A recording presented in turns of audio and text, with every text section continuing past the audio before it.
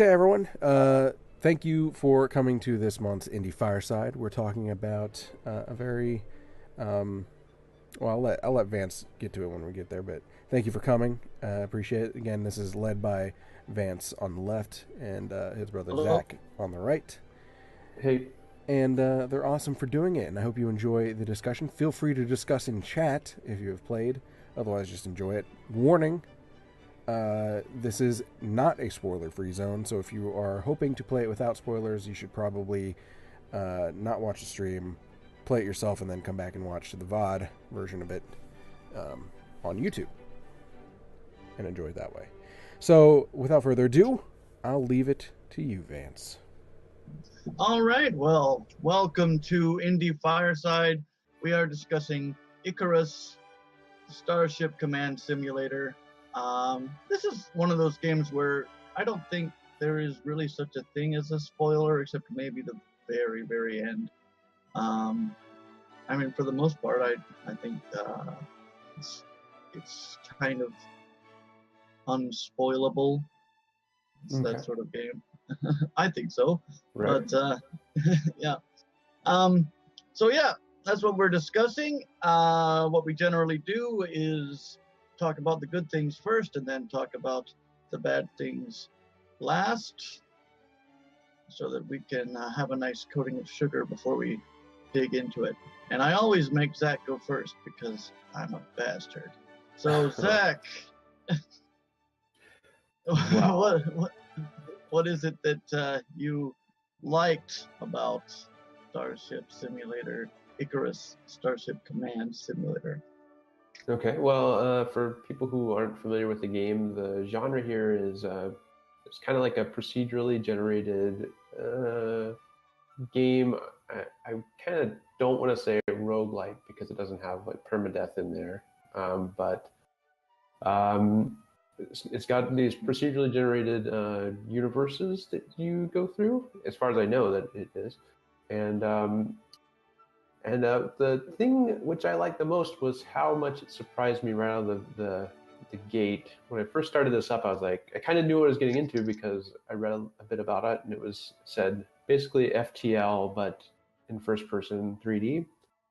But when you get in there, it has like this like little comical opening, which just hit me across the side of the head. I was not expecting it, and I was laughing out loud at the very beginning of that, which was kind of a surprise. I was not expecting a comedy streak through, at least through the very beginning of the game, the little tutorial, and very tongue-in-cheek. It was pretty awesome. That's a little thing I liked about this game, and I'll kick it back to you. Okay, yeah, and of course the comedy sort of continues throughout the game, right? As you find more and more of that guy's logs as you continue on. So yeah, it's a very interesting part of the game, and I think there are several parts that are kind of tongue-in-cheek comedy-ish a little bit. Right. I think the design of the races are very, very much like Star Trek parody characters. Right. Yes. Um, There clearly are some inside jokes which I was not able to get, but I mean, there's definitely a lot of. I mean, it's a serious game on its face, and then it has like this. It doesn't take itself very seriously at all, which is good. Yeah. Right. So I will say that I enjoyed this game quite a lot. I thought it is a top-notch game. I did not expect it to be quite as good as it turned out to be, actually. I'm not even sure how I found it, to tell you the truth. I was just kind of looking through, trying to find something that interested me, but was not the kind of thing that I would generally pick. And ran across this game somehow. I'm not exactly sure how. It's not a very widely publicized game by any means. and it had a lot of good reviews. It looked interesting to me, so I chose it, and I'm glad I did. I have on Steam now 25 hours playing this game. And it's ridiculously cheap, I think, too, right? What is yeah, it? yeah, it's like $4. Yeah, it's like $4, and I will. Go ahead. Well worth $4. So go buy this game for $4 any day of the week, people. I will actually. I'll mirror those remarks. I think that it is. It was better than I expected, certainly, and it was. You have to keep in mind, like, I think this is one guy who made this, as far as I can tell.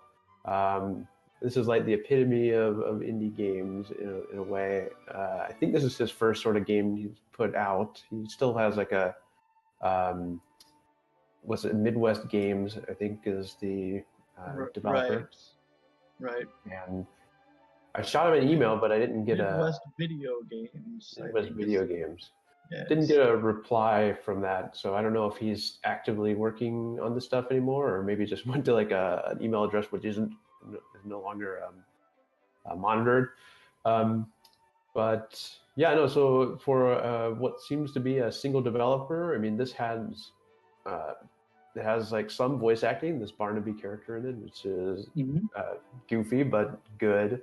And actually, it had another one in the tutorial. So it started strong out of the gate.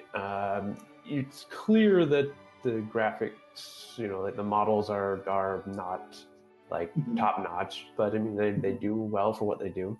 So yeah, I would agree 100%.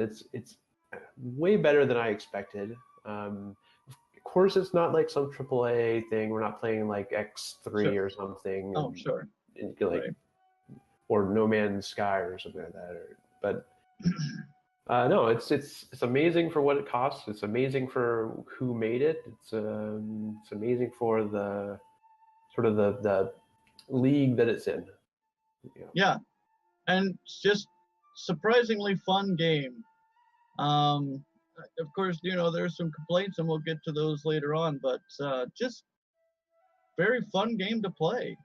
I found myself really looking forward to when I could get some time to play this game during this past month.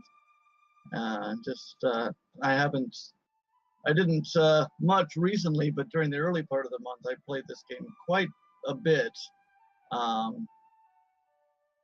and always was a good time. Did you get to the end of the game, Zach?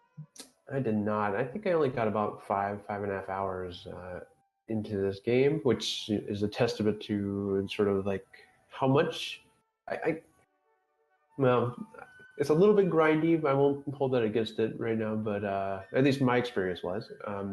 But yeah, there is like I did not make it to the end. I felt the desire, the drive to continue exploring, which is a good sign here.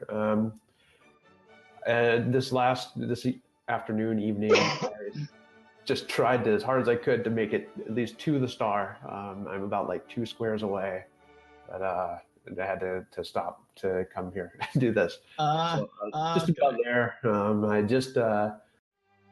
I'm doing anything I can think of doing, right? So I made it to the Cerebchuan or whatever the allies home world, and then I snuck on their base and stole everything I could. Just it wasn't bolted down, so I stole all their money and their materials.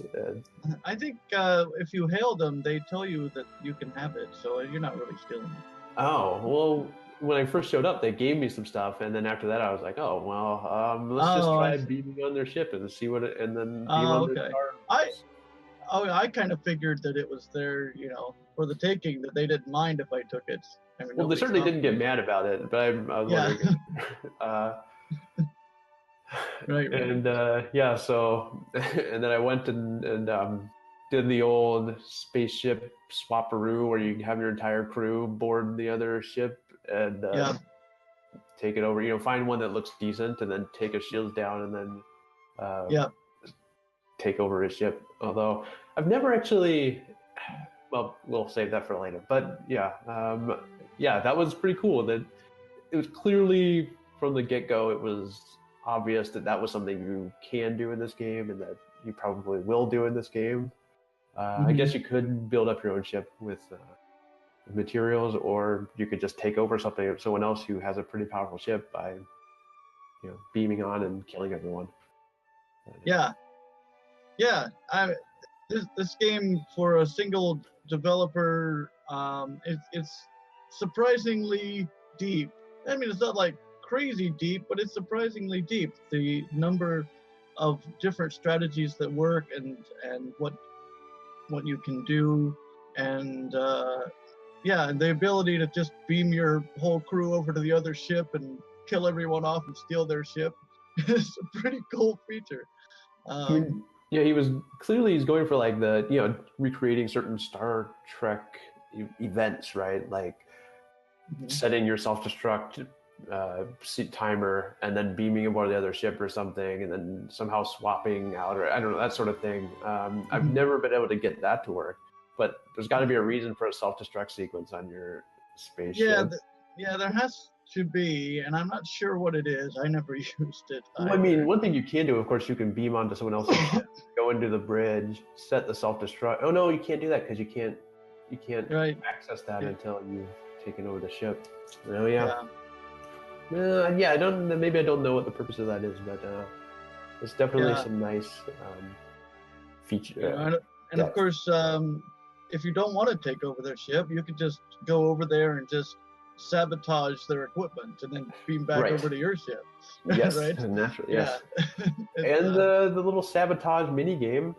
It took me a long time to even realize that it was a mini game. I thought you just like pressed the button and it started sabotaging, but you have to press the button and it has a little mini game where you have to click through the sequence.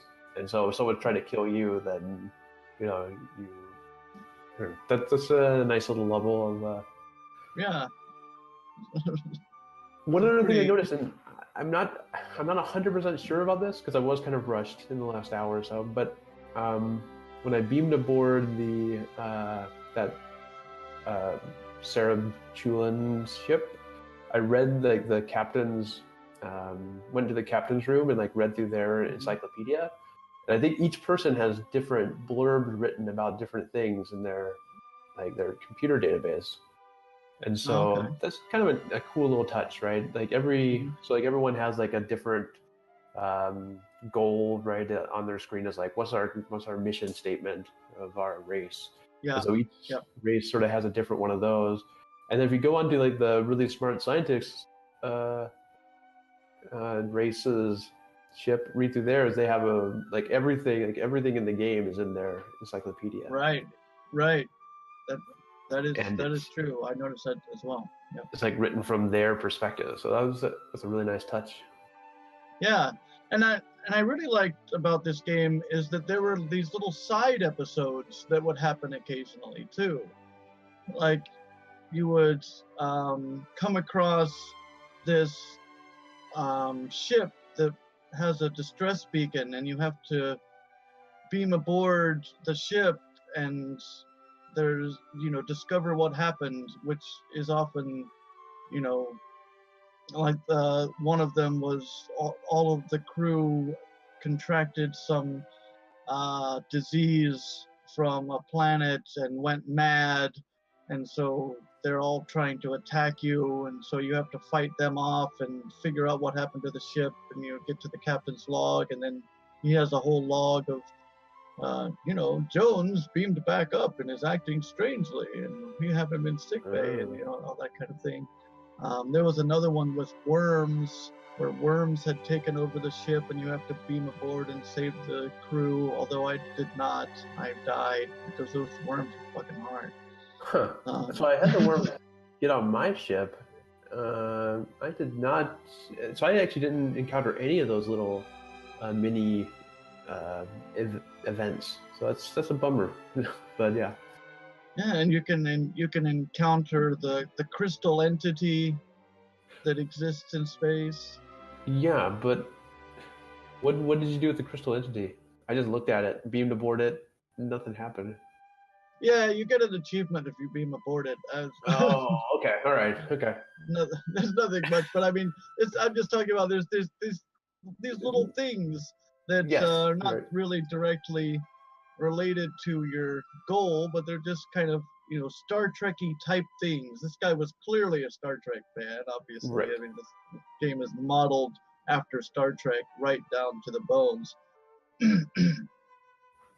With the space insects and the crystalline entity and the very Star Trekky side missions and Right. whatnot.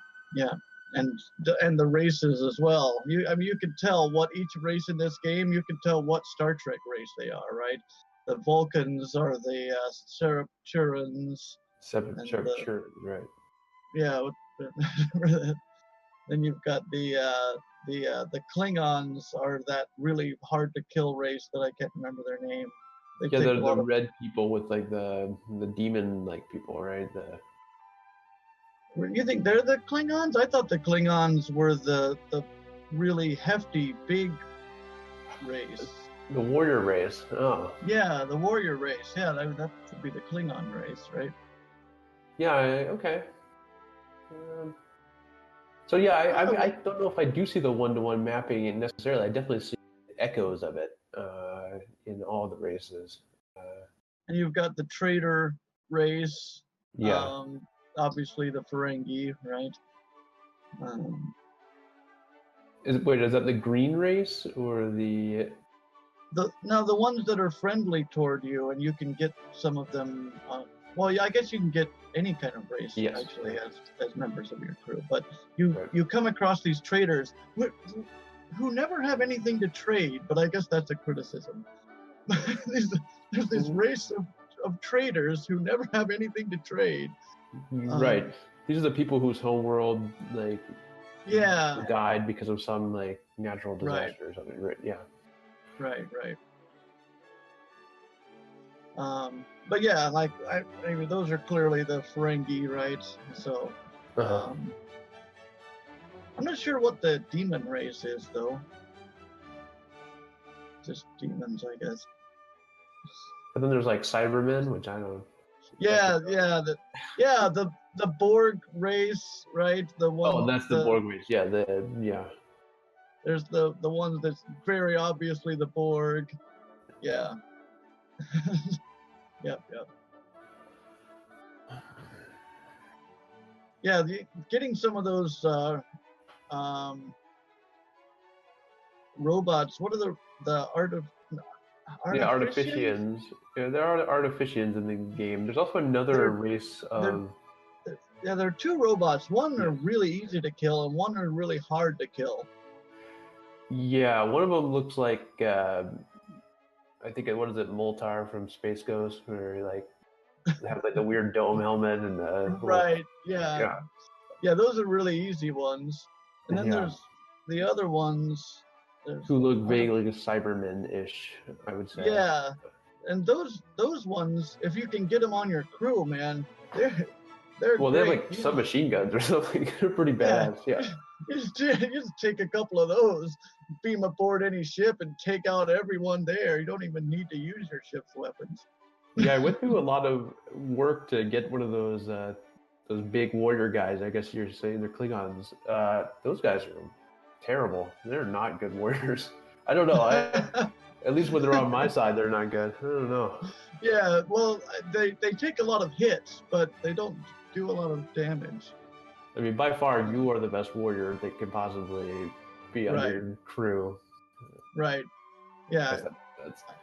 I really should get the better crew. My crew kind of sucks. Yeah. And your crew does sort of, they learn it as they go. I noticed that. They do kind of level up. Yeah, it feels, I don't know what to do. Like, if you can have like human scientists have a better weapons class rating than like the warrior race, as far as I could tell. Like, it didn't make a ton of sense to me, but I never really got the hang of that. Yeah, but it was Yeah. It's good. Yeah. Yeah, I never. So when I got to the end of the game, my strategy the time that I won the game was the upgrade the Icarus to be a godlike ship, which I eventually did, and I went to every single square on the map. I just went shoo, shoo, shoo, shoo, every single square on the map.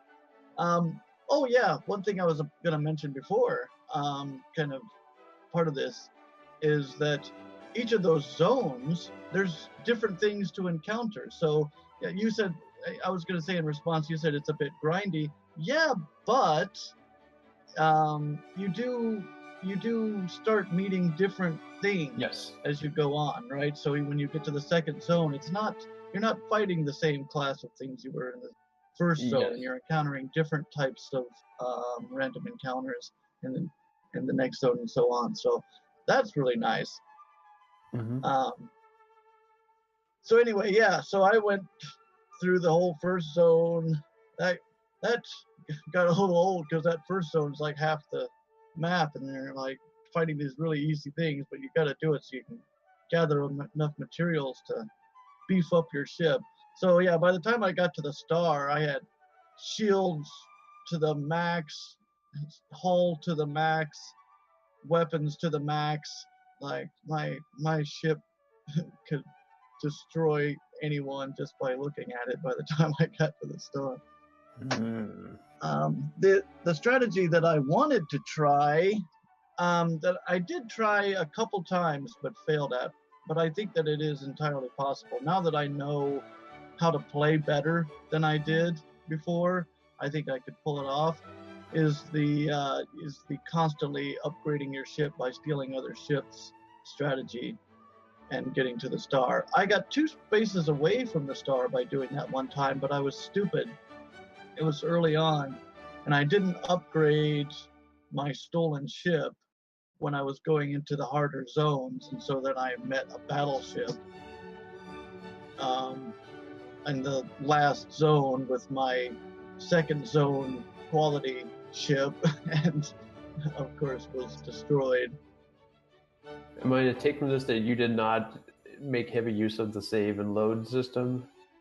Oh, well, at that time, this was early on, I thought, I am going to get there without saving and loading, because I'm a badass.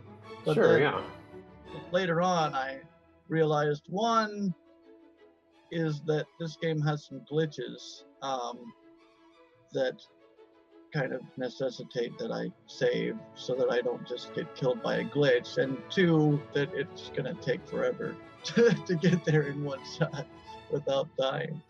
So I didn't actually have to use the save load system. So I had to, actually, I guess I did quite a bit of grinding, but that was mostly to build up some materials. Didn't really spend them. I upgraded like a couple things, a little bit plus on shields, I think was the only thing. And then I just booked it straight across the intermediate region, and then made it about halfway through red, down by the star, and then hit like a battleship of some sort, and then was able to pull off the switcheroo. The switcheroo. Nice. So what I did was I bought the laser plasma rifle, upgrade to that, because then you can just run through a ship and just mow everybody down. So I took one of those demon ships over, which I decided to pick because I had like super high hull strength, which turned out to be really nice. Just a few squares later, when there was like a nebula which rendered shields useless, then I really didn't even have to like board that other ship. I could have just like sat there and tore it apart, because their shields, they were like half shields, half hull. We're like no shields and full like. Right. Yeah, because there's no entity that makes your hull weaker, but there's. I guess so. Yeah. Run across it costs money to repair it, or it doesn't cost money. It costs materials, right? That's true. It doesn't cost anything to repair your shields, but they just repair themselves. That's true. So one of the things I did for this game was I played quite a bit, probably about an equivalent amount of FTL, because I never really played that, and I wanted to understand like that comparison. And it actually is a fairly apt comparison in a lot of ways. But in some ways, this is a little bit more fun because it's, I don't know, just throwing in that extra action. FTL is very like just the strategic sort of part of this game. But here you have these other sort of scenarios, like doing the ship switching, doing the and just boarding other ships and just going nuts on a rampage. That's actually so I don't know, in some ways this actually is is a better game than FTL, and FTL is quite a well-regarded game, so yeah, good on this developer. Yeah, I've only played a very small amount of FTL. It's sitting in my library, and I logged into it, I've started it up like once. I've been meaning to try to get into it more, but yeah, it's a little bit of a dry game. Right. Yeah, it's more like a pastime sort of game, right? Yeah. This one is a little bit more than a pastime sort of game. So yeah. So let's see. Yeah. Anything else that we can think of specifically that's good? Reiterate again, I think this is just an amazing game. Anybody listening should go pay $4 for this game. I can't think of a reason not to. So that's my glowing praise of the game. I have one other thing, which isn't really strictly, I don't know, it's important to me. So when I started looking through this, I realized that this game is built on top of the Doom 3 engine, which is a free software game engine. So I don't think that the game is actually, the assets probably are not free. I didn't see any comment in the game files, but I think we can assume that. But when you buy the game, you do get a copy of his modified source for this engine and all the build files, so you can actually build this game on your own and modify it as you see fit, as is required by the license required by the GPL. So yeah, if you want to play around with this game and like modify it, then you have, once you buy it, you are given all of the source and all the build. It's a Windows only build change stuff with all Visual Studio, but it's I don't know. Nice. I think that's pretty cool. Yeah, that is indeed cool. That is indeed. One thing that I was gonna say. So the game hasn't been updated by him in about a year, right? It came out a little over a year ago, and it hasn't been updated in a year. And I did come across a post by him on the Steam community, where he says that he is not going to update this game anymore because the game engine is too old and unwieldy, and that he is moving on to using more modern game engines. But it is quite an old game engine. I don't even know when Doom 3 came out, but I'm pretty sure it's a long time ago, right? Yeah. However, now it can live on forever because we all have the source code. And so if anybody wants to keep Icarus Starship Commander Simulator, what is exactly this game called? They can... Icarus Starship Command Simulator. Yeah, he really could have shortened that name. I had a hard time when I'm tweeting out about this, fitting it in along with all the other info about the stream. Make shorter names for your games, people. But so let's see what could be improved about this game. Zach? So I have to start this one too? Yeah, you have to start everything.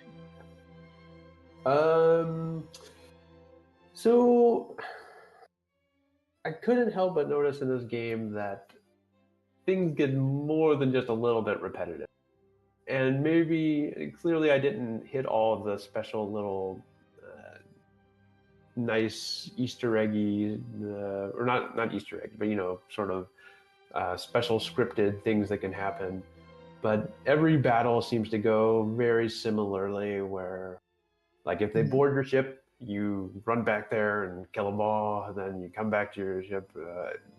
It becomes more than a little bit repetitive. Mm-hmm. And also, I don't think there's a way you can get. You have to kill basically anybody who's hostile. You can't like talk about it. You can't do any other strategy, as far as I can tell. Like, you are going to go into combat with any hostile you encounter, and that's just that. If they fire on you, I guess. Right. Yep. I completely concur with that. And I'll add to that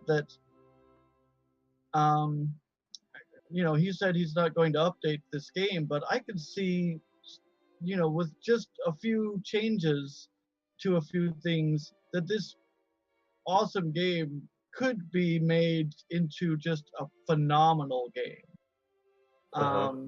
Make the enemies act a little bit differently. Make hails actually do something. I was Yes, no hail ever does anything ever, right? Yeah. Every enemy, as soon as your shields are at the point where they can board, every single enemy will board your ship. So they all act the same. The insect creatures, they're a little bit different, because they actually have people a designated boarding party. So who just wait until you get down low enough, and then they go in. So the rest of their crew are still operating at full capacity. Every other ship, as soon as your shields get low enough, people leave their post and go beam aboard your ship. So as soon as you kill those people who beamed aboard your ship, then they're more crippled because they did that. And every race does that. As soon as your shields hit, I noticed it every single time. As soon as your shields hit that point where they can beam aboard, which is about halfway or something, there's a little dotted line that says when that's the case. As soon as it hits, they run to the transporter and transport over. Every single race does it every single time. So just having different strategies, have the different races use different strategies against you. Have there be a option to talk to people. Be able to talk to your crew, for Christ's sake. I mean, you can like say hello to them and they'll say like one thing to you. Right. And that's it. So one thing, just to touch on the whole teleportation. One time I felt really clever when I said, wait a second, I can initiate a teleportation from my teleportation pad out to the other ship. And then I realized, what happens if they teleport in and then I teleport them right back again? Then I like buy myself some time. And that works. Well, one person steps off the pad to jack the door open, but the rest of his crew like goes back. And so I was like, I felt really clever until I realized that it really doesn't matter. You just go back there and kill them all. It's not a big deal. But you can buy yourself an entire teleportation and split their boarding party up into two groups and make it easier to kill, which would be really nice if there was I don't think I've ever felt, well, in the beginning, maybe like in the very beginning of the game, I felt a little bit scared when I had someone board the ship. But after that, it was just like, who cares? I mean, yeah. Well, I mean, after a while, you get to the point where, you've scanned their ship, so you see them moving around on there. So you see that they're going there, so you just get out and you're waiting at the door. As soon as they get there, you open the door and kill them all and just go back to your chair. Right. Yeah. And I have a hunch, and maybe this is like what the developer was saying about how the game engine is too old and unwieldy, and I have a hunch that he intended to do much more with this game than he got to. Yeah. Yeah, there's obviously stuff that you can do that doesn't do anything. So right, like yeah, hailing, right? right. And the fact that you can like target a planet and Mm-hmm. there are like transporter buttons, it's just they don't work. I think that he maybe intended the ability to transport down to planets, which would have been really awesome, but maybe like too much to bite off. I don't know. You could make this. There's so much more you could do, but I mean, of course there is, and people have done it also. That's the other thing is that he could have, I guess, to hit that sweet spot, find like the easy things you could do, which would have greatly increased the perceived depth of the game. That's always the sort of the fine line you're trying to walk, right? Because you don't have like, you're not going to write X3, you're not going to write No Man's Sky. You need to hit that sort of, you need the appearance of depth and world without necessarily having to kill yourself and hire 15 people at full time to like flesh out your universe. But yeah, I don't know. For me, I didn't hit a single one of these, I guess, like little side quests or little scripted events. I did hit some weird things like a space scorpion and a space mosquito or something here. But those were ultimately like hollow. Like there was maybe some monsters inside or something, but they didn't have any like story to them. They didn't have any. They just were like weird those don't things that you find. Yeah, those don't. And I really would like to just make the world seem more alive, especially on space stations. When you beam onto a space station, and even enemy ships or even your ship to some extent, everything is just boxes and corridors. And I don't know if that's a limitation of the engine he's using. I don't know. That he couldn't design anything besides boxes and corridors. But every enemy ship, the only difference is like what wallpaper they like. Really, it's every ship is exactly. The layout is different, but it's all the same thing. It's all just room, corridor, square room, corridor. So, just some more interesting ship designs inside. Having people like walking around, seeming alive, and especially on space stations. Beam onto a space station, and it's just boxes and corridors. I'd like to beam onto a space station and have people, wandering around and having a drink at the bar, and just feel like it's an alive world, which it absolutely does not feel like it's an alive world when you beam onto any space station in this game.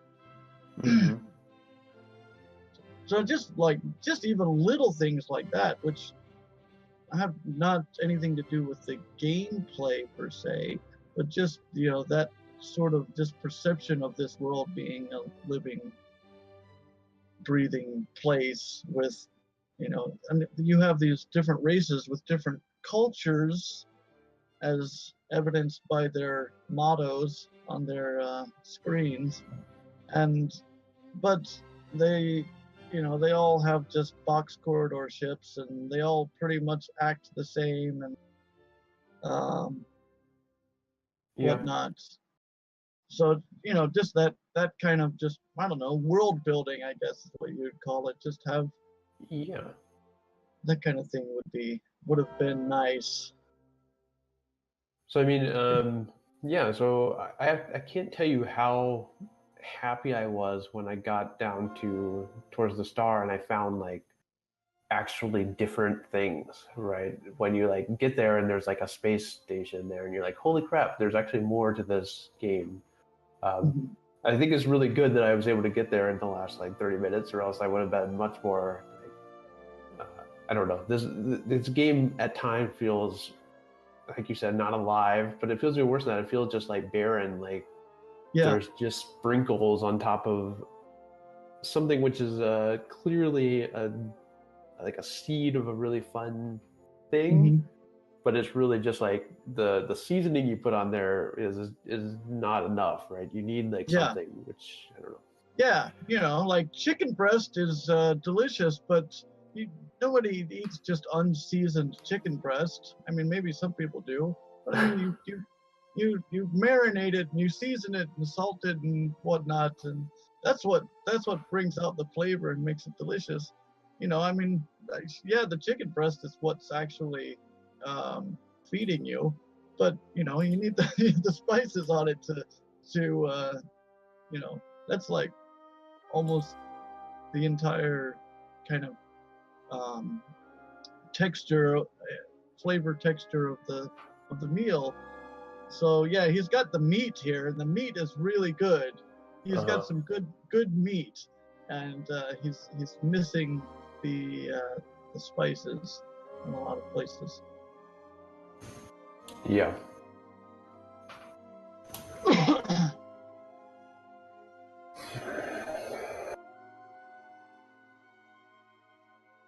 You have other...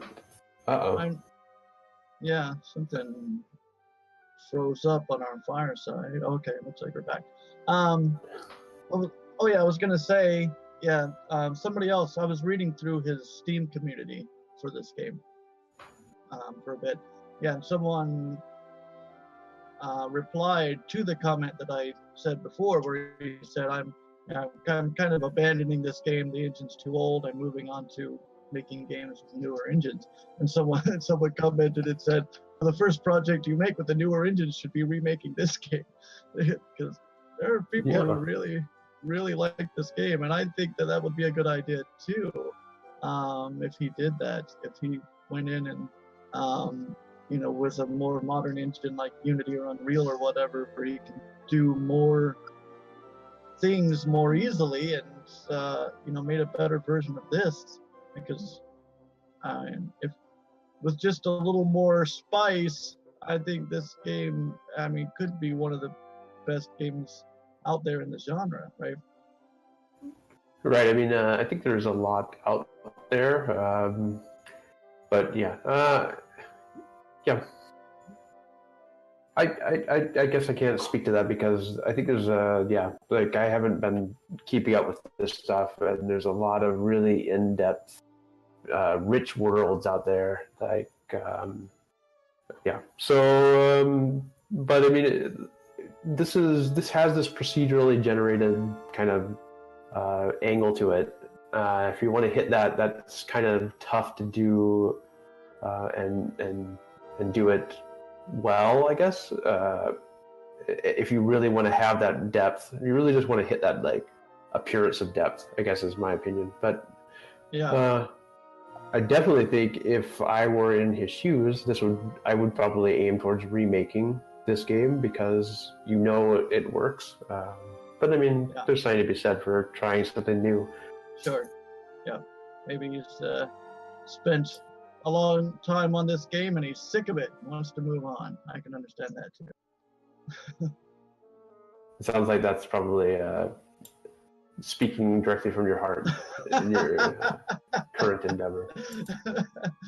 Well, I mean, you always reach a point, like there's always stages in game development, right? There's the beginning stage where you're excited about the game and you're like, oh man, I can't wait to work on this game. And then there's the middle part where it's fine, you're still excited about it. It's starting to become work at that point, but you're still like, and then you get toward the end part where I'm getting toward now, where like the game's built and everything, but now I'm just like polishing a knob here and there, and I'm just like, all right, I really want this game to just go out now so that I can work on the next one. You know, you get to that point eventually, and you want to move on to the next game. True of every project, I would say. The finishing part is always terrible.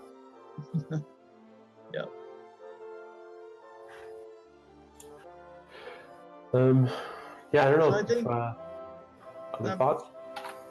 yeah, I think that is basically sums up my thoughts on the game. It's, you know, really fun, really well made, especially for a single developer, and for the price, you just can't beat that deal. I thought of another thing actually. Oh yeah. So when I was going through like the configuration and doing like key bindings and stuff, I found all these key bindings for like the multiplayer deathmatch stuff from Doom 3. And then I got really excited. I was like, "Whoa! Does this have a multiplayer mode? Because that would that would be very cool to have a cooperative Yeah. Icarus SCS, as he calls it, SCS. Yes, that would be enough to make it amazing just there. Yeah, that's and true. that net play is already in the engine. You could imagine doing that, or as a every engine has net play now, right? So just multiplayer. You don't need to have like a massively multiplayer game. Just like if you and I were playing this game, it would be an entirely different thing, right? Yeah,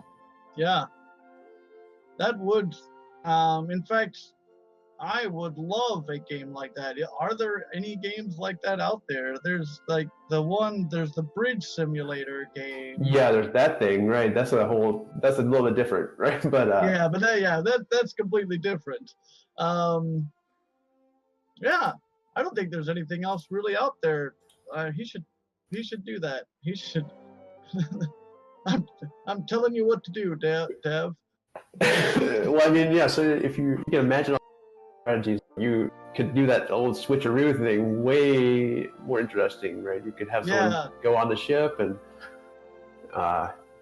then there's like the don't blow up the ship. I'm on the it's like a scary thing when you're on the ship and you keep the other one firing on the disable systems.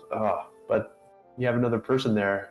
You could up the difficulty of the battles without making it impossible.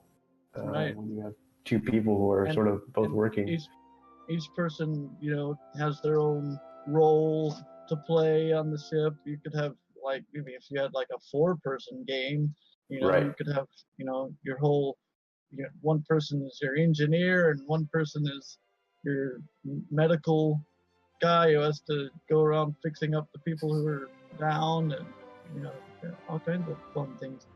Yep. Yeah, so I guess that was my last thought. So. All right. So yeah, fun game. Could use just a bit more to make it an even more fun game, but it's not gonna get it because he's abandoned it, I think.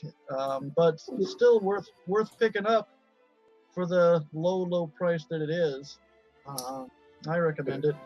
His next projects. I was just gonna say his next project doesn't seem like that far off. I mean, it's another space sim. It's another. I would bet you it's pretty similar and just in genre. So I mean, just keep your ear to the ground on this guy. So have you seen his next project? I have. No, it's got if you go to his webpage, there's a little bit of a trailer. I actually haven't watched the trailer. Just looking at it, it's. I mean, it seems similar in I mean, it's clearly a space sim based game. So maybe just keep your eye out for what he's doing if he is still developing. Like I said, I haven't heard anything from this developer. Okay. Well, I mean, this game only came out a year ago, so he would have had to have given up development in the last year. Yeah. And since you say he's started working on something after that, so he would have had to have given it up in less time than that. So he's probably still working on it, I imagine. Yeah, maybe. Yeah. So yeah, well worth $4. It'll give you $4 worth of enjoyment at least. So that's my take on this game. Yep, sounds good. All right, that's it, I think.